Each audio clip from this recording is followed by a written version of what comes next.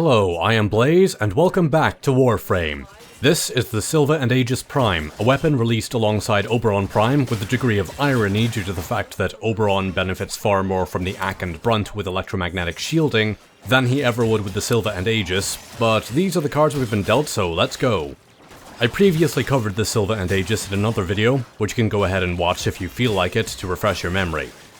Getting back to the primed version, it, like any other piece of primed gear, must be farmed for through the relic system, or purchased alongside Oberon Prime and the Cerberus Prime while Oberon Prime access remains available.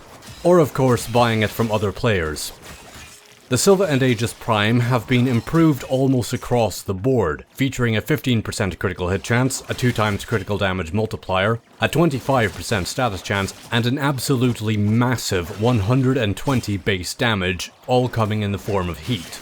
The only exception is the attack speed modifier, which has been reduced to 0.75 perplexingly. But every other stat being increased as much as it has offsets that one reduction. The Silva and Aegis Prime also come along with 3 polarities by default, where the non-prime had none whatsoever. Unfortunately, the granted polarities are not entirely ideal. There is one Meta-Rai polarity, which is fine, but the other 2 polarities are both Vazarin. This isn't as much of a deal breaker as it would be on any other weapon at least. Melee weapons do have some useful Vazarin mods, such as the ever-present Life Strike, and the newer Drifting Contact, to improve the combo timer and give an extra boost to the weapon's already quite good status chance if you didn't have the good fortune to be around when Body Count was released. I believe the intention was to use those Vazarin polarities to add Guardian Derision, but Guardian Derision must be farmed for from Prod Crewmen, which stop spawning after level 15, and I am not at all convinced of its utility besides that, so that intention falls flat on its face before it can even take a step out the door. The Silva and Aegis Prime, like the base Silva and Aegis, can also use the Avenging Truth augment that was made available during Operation Ambulus Reborn. Not that you would ever use this mod, due to the fact that not only does it use both of the worst melee mechanics in the game, but the damage absorption only takes 25% of the 15% of the damage that isn't blocked by the shield. So the augment lets you absorb a grand total of 3.75% of incoming damage. And then that damage can only be unleashed by a charge attack, which on the vast majority of weapons is not worth it, and is cumbersome to pull off on the sword and shield weapons due to both stances having a one hold whatever combo, which will be activated instead of the charge attack unless you go 2 strikes in. So my advice to you on this one is to take that Avenging Truth mod, give it a long hard look, and then throw it in the garbage. Yes, I realize I'm complaining a lot so far about a very strong weapon, which is the primed version of a weapon I actually liked in spite of its many shortcomings, but no, I'm not done. My final major complaint is an aesthetic thing. I just really miss how the base Silva and Aegis looked. It was an awesome, fiery sword and shield that was slender and striking. The Silva and Aegis Prime, meanwhile, almost entirely does away with that aesthetic. There are some tiny licks of flame on a few minor details, but they're easily overlooked, so the whole charm of the things are lost.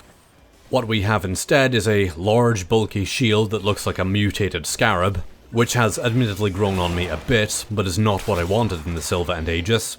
And a mace which is this dinky little spinning magic wand type thing. I would have been far happier if it looked more like a scaled down Magistar. Now that thing is a mace, if horribly oversized.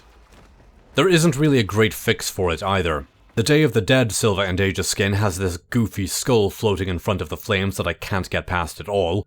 And the Danaus skin that came with the Oberon Premium Freyarch skin looks really good and everything, but again, it's much too bulky. It just makes the shield look like a shinier Brunt, which, again, is not what I was looking for with the Silva and Aegis. What I wouldn't give to have a Silva and Aegis Conclave skin to work towards. Oh, Teshin, please save me. Okay, I'm done complaining for now. The Silva and Aegis Prime, with its high status chance, reasonable critical stats, and massive base damage are a very fine set of weapons, and will be very capable of handling themselves against high-level enemies when built properly. Exactly what this build is will depend on your own personal tastes. It can be built for crits with Blood Rush, but I prefer to stick to its roots and use it as a status weapon instead. The build I have is probably what most people would use with a status weapon right now. I have left out Weeping Wounds this time to make space for Condition Overload, which is an absolutely broken mod, but that's a discussion for another time. I have also had to sacrifice Primed Reach to fit in a third element mod, which does hurt usability a bit, but does also provide more for Condition Overload to work from. Having blast damage along with Condition Overload is a very strong choice, due to the Silva and Aegis having heat damage to start with, and blast procs actually counting for 2 status effects. The blast effect itself, and the otherwise unmarked knockdown that results from it. So with a few strikes, this lets the Silva and Aegis Prime get a 180% damage multiplier, which is actually even more than Primed Pressure Point gives. Indeed, if you're feeling a little bit braver, a valid choice is even to replace Primed Pressure Point outright with Condition Overload, and it will actually do a slightly better job against enemies that take multiple hits to kill.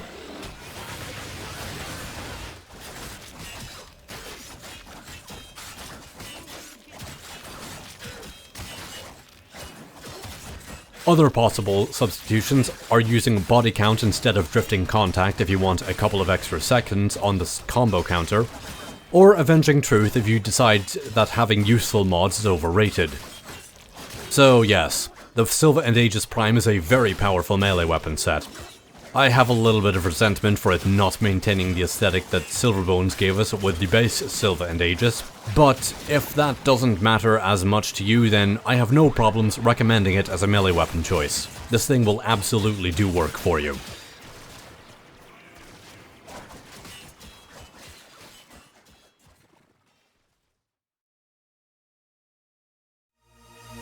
Thank you for watching my look at the Silva and Aegis Prime. All comments are appreciated, and I hope to see you around next time. For other Warframe content, feel free to give a click over to my last video on Banshee and Banshee Prime, or my older video on the default Silva and Aegis that I have a soft spot for.